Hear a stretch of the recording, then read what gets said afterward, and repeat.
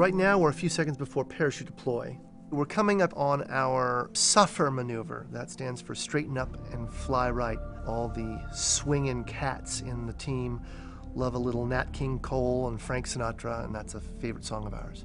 Here you're seeing us moving a little over 1,000 miles an hour, and we're just getting ready to remove our ballast masses that we've used to develop lift previously through flight. We're getting rid of them to straighten up and prepare for heat shield separation and for parachute deployment. We're also rolling the vehicle to an attitude where the radar will be able to lock up most effectively on the ground as soon as the heat shield is released. Now we've deployed the parachute. We are slowing down dramatically. That's at about 800 miles an hour, Mach 1.7 at Mars, and it gives us about a 12G deceleration. Here we have a split screen view. On the left is a computer simulation driven by eyes on the solar system. And there's heat shield separation, and now you see in the right hand of the screen the view from directly below the rover. We're now looking with the MARTI imager at the surface of Mars in a new way. We get some black sand dunes underneath us there, and that red, iron-rich soil that gives Mars its natural color.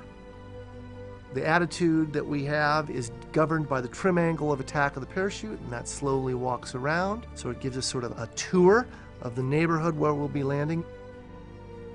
And now, as we've turned over more, the sand dunes are not as centrally present. They're off at the edge of the image, and we're looking more straight down at where we're eventually going to land. We saw a lot less attitude disturbance than we thought we were going to. You can see sort of a little bit of motion in that MARTI image, just a little bit of motion in that MARTI image.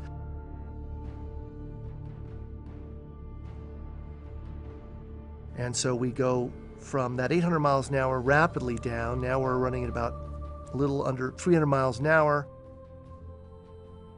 We were very happy with this nice sort of calm view of the ground as we slowly approach. Now we're moving at about a little less than 200 miles an hour, and we're coming up on our separation of the power descent vehicle and our transition from parachutes to rockets, and that should be coming in. There it is. We're now under powered flight. You see the motions of the vehicle become a little bit more smooth through the MARTI imager, but you also see that we start some big sloughs. Those are sloughs associated with the attitude excursions during the divert maneuver. We're getting out of the way of that parachute and back shell, so we slew first to one side, then to another side, moving at 32 meters a second, straight down.